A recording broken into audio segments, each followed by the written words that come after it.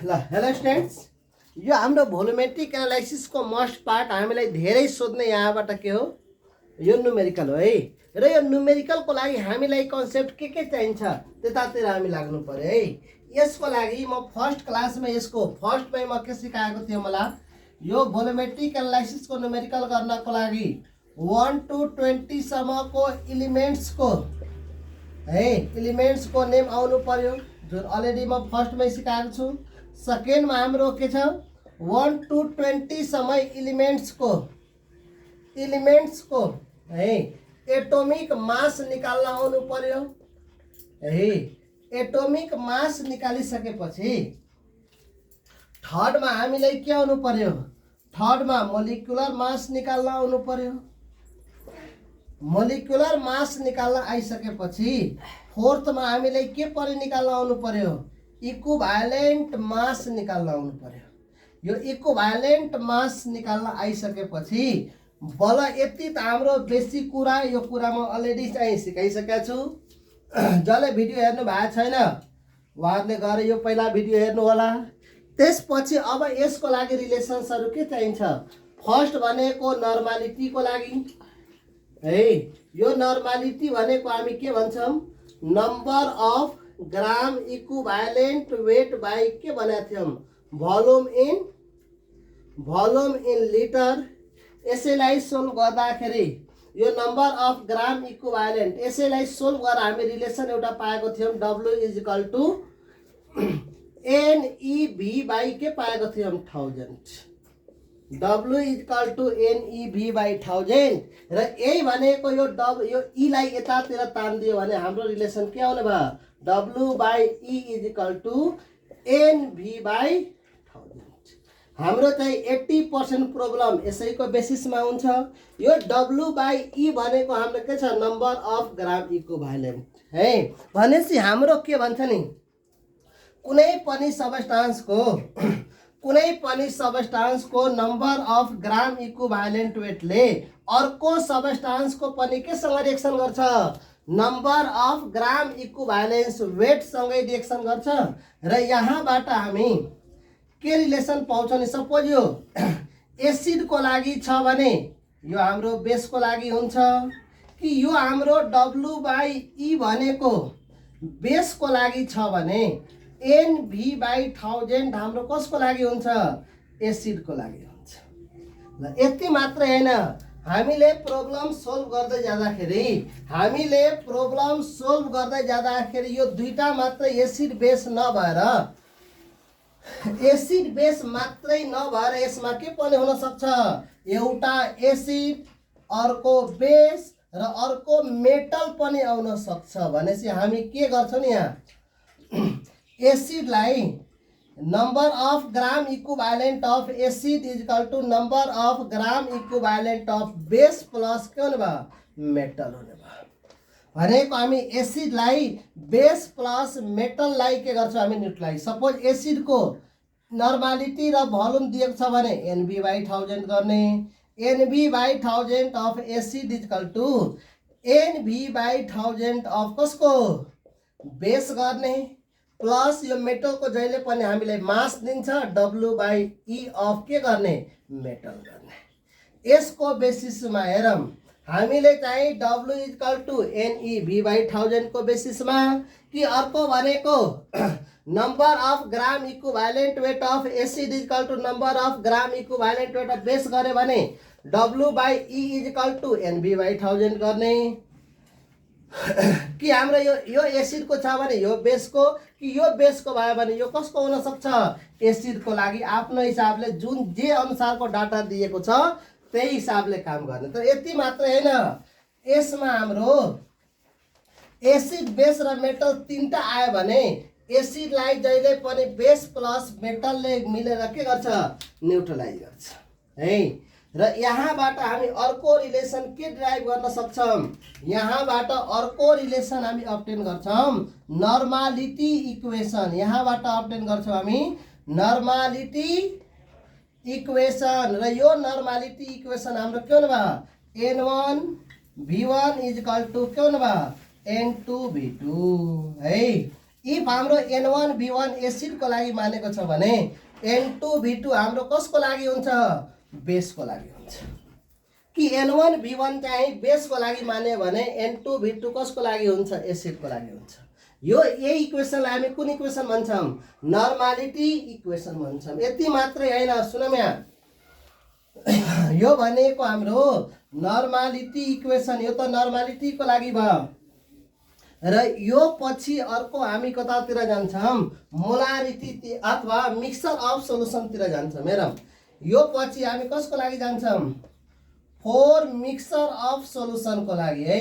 यो mixture of सोलुसनको लागि हेर्दाखेरि मिक्सचर अफ सोलुसनमा के हुन्छ यो मिक्सचर अफ सोलुसनको कन्डिसन दुईटा हुन्छ यो मिक्सचर अफ सोलुसनको कन्डिसन दुईटा हुन्छ एउटा भनेको हाम्रो सेम टाइप अफ मिक्सचर छ भने एउटा सेम टाइप्स अफ मिक्सचर छ भने अर्को कन्डिसन हुन सक्छ हाम्रो different types of mixture different types भनेको सेम टाइप्सलाई हामी के भन्छ नि सेम टाइप्समा हाम्रो के हुन सक्छ एउटा एसिड छ भने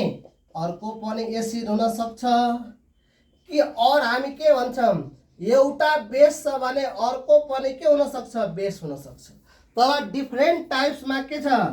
एउटा एसिड भयो भने अर्को बेस हुन सक्छ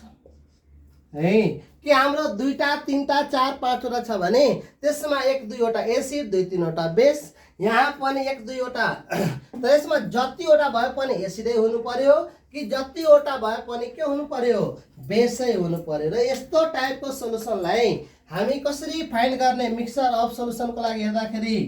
यसमा N1 B1 plus N2 B2 plus यहाँ जतिवटा छ त्यतिवटा प्लस गर्दै जाने इक्वल टु के हुने भयो NMBM है NMBM ल दुईटाको लागि मात्रै छ भने दुईटाको लागि हामी के गर्ने N1 B1 plus N2 B2 equal to के गर्दिने NMBM ल भनेपछि N1 B1 एउटा एसिडको लागि नर्मालिटी भोल्युम N2 B2 अर्को सोलुसनको लागि नर्मालिटी भोल्युम है र यहाँ जहिले पनि कहिले पनि नेभर हामीलाई Vm को भ्यालु दिएको हुँदैन Vm को भ्यालु हामी आफै फाइन्ड गर्ने हो र यसमा हामी के गर्ने यो V1 प्लस V2 गरेर हेरौं 1 कप कफी र 1 कप टी लाई मिक्स गरिदियो भने कति कप हुने भयो 2 कप भने एड गरिदिने यसरी हामी के गर्न सक्छौं यो चाहिँ हाम्रो N1 B1 N2 B2 को कन्डिसन आउने भयो अर्को भनेको हाम्रो के हुने भयो डिफरेन्ट टाइप्स को छ भने N1 B1 माइनस के गर्छौं N2 B2 गर्छौं इक्वल टु के हुने भयो NMBM यहाँ पनि एउटा एसिड को लागि छ भने अर्को बेस को लागि हुन्छ र यहाँ के छ हाम्रो Vm यहाँ पनि जहिले पनि B1 प्लस B2 नै हुन्छ र यहाँ NM हामी जुन लेखेका छौं नि NM इक्वल टु हाम्रो के छ यो भनेको हाम्रो नर्मालिटी अफ कसको छ यो नर्मालिटी अफ हाम्रो मिक्सचर छ NM भनेको हाम्रो के छ नर्मालिटी अफ मिक्सचर ल यो भनेको मिक्सचर अफ सोलुसनको लागि भयो है यो मिक्सचर अफ सोलुसन सँगसँगै अर्को हाम्रो के को केस आइहाल्छ नर्मालिटी अफ मिक्सचर पछि अर्को हाम्रो कन्डिसन आइहाल्छ डाइल्युसन को कन्डिसन आउँछ डाइल्युसन को कन्डिसनमा पनि यो नर्मालिटी इक्वेसन नै युज गर्छौं हामी N1 B1 equal to N2 B2 N1 B1 हामी इनिशियल कन्डिसनलाई मान्छौं भने N2 B2 हामी कुन कन्डिसनलाई मान्छौं फाइनल कन्डिसनलाई भनेको वाटर एड गर्ने प्रोसेसलाई हामी के भन्छौं डाइल्युसन भन्छौं वाटर एड गर्ने प्रोसेसलाई हामी के भन्छौं डाइल्युसन भन्छ भने हामीलाई क्वेशन सोध्छ यहीमा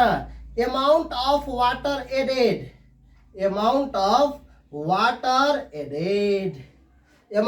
वाटर एडेड भन्यो भने हामी के गर्ने equal to V2 minus V1 भनेको फाइनल भोल्युम माइनस के गर्दिने इनिशियल भोल्युम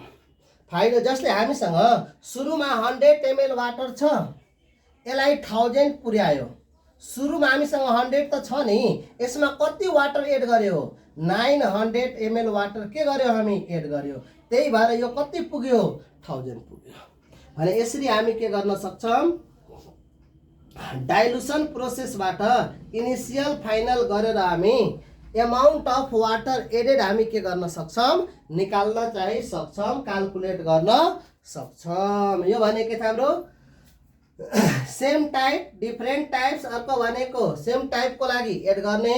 डिफरेन्ट टाइपको लागि घटाउने यो डाइल्युसनको लागि के गर्ने इनिशियल र एउटा फाइनल मान्ने र वाटर एडेड निकाल्न भन्यो भने फाइनल माइनस इनिशियल गरिदिने है। ल यो यति गरेपछि नर्मालिटीसँग रिलेटेड सबै प्रब्लम हामी गर्न चाहिँ सक्छौं र यति मात्रै हैन यसको लागि नर्मल यो यसको प्रब्लम सोल्भ गर्नको लागि भोल्युमेट्रिक एनालाइसिसको प्रब्लम सोल्भ गर्नको लागि यति मात्रै हैन अर्को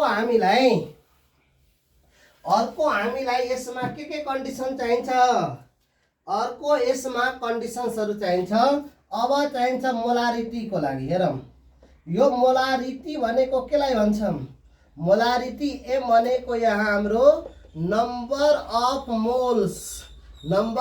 मोल्स बाई के हुने भयो नि हाम्रो भोल्युम इन लिटर हुने भयो है नम्बर अफ मोल्स बाई के हुने भयो volume in litre that is अर्को हामीलाई relation between normality and molarity भनिदियो भने रिलेसन बिट्विन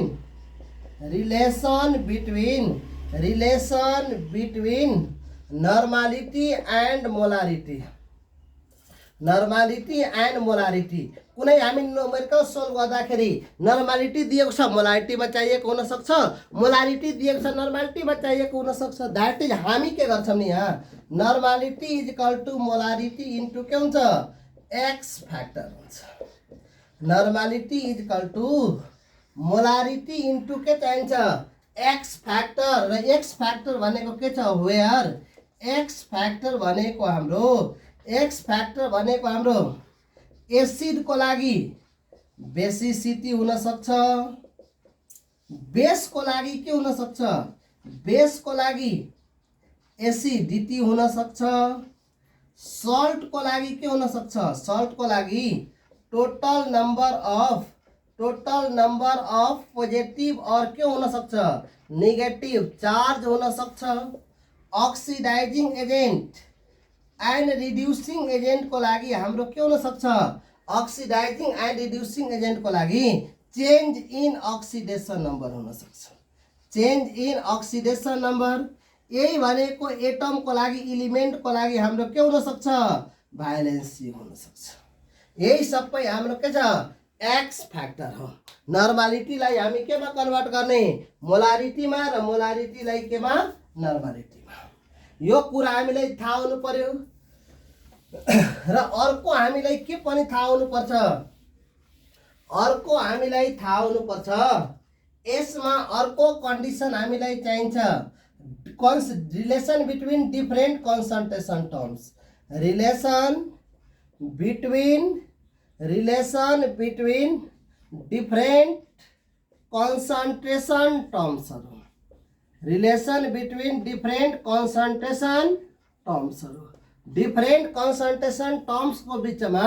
रिलेसन हेर्दाखेरि हाम्रो के आउने भयो relation between different concentration terms हेर्दाखेरि यो normality into equivalent weight is equal to के भइहाल्छ molarity into molecular weight is equal to percentage into 10 into के हुन्छ स्पेसिफिक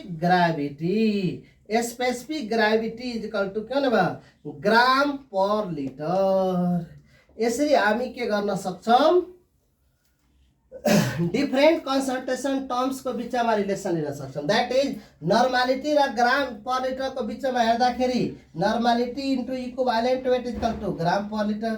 यो नर्मालिटी र यो स्पेसिफिक ग्राभिटीको हेर्नु पर्यो भने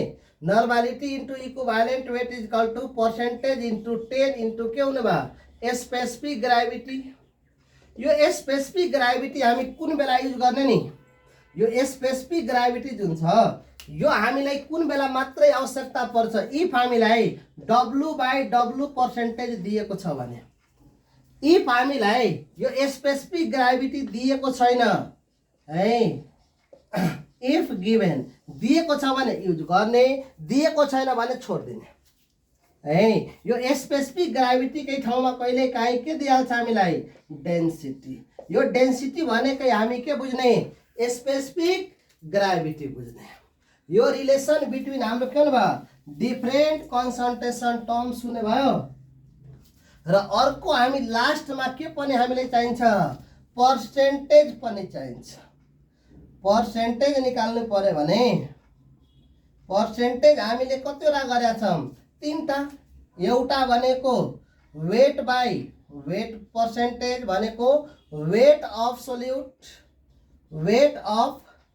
सोल्युट बाई के हुने भयो, weight of solution, weight of solution into 100। अर्को सेकेन्डमा हाम्रो के हुने भयो, सेकेन्डमा आउने भयो हाम्रो वेट बाई भोल्युम पर्सेन्टेज। यसमा के हुने भयो, वेट अफ सोल्युट बाई के हुने भयो, volume of solution, volume of solution into 100। र लास्ट वान हाम्रो थर्डमा के हुने भयो, लास्ट वान हाम्रो थर्डमा आउने भयो volume by volume percentage. That is यहाँ के छ हाम्रो भोल्युम अफ सोल्युट बाई के हुने भयो, भोल्युम अफ सोल्युसन इन्टु के छ 100% है। यति हामीले के को बारेमा चाहिन्छ, यति हामीलाई रिलेसन चाहिन्छ के को लागि, यो नर्मालिटी, मोलालिटी यो हाम्रो यो भोल्युमेट्रिक एनालाइसिसबाट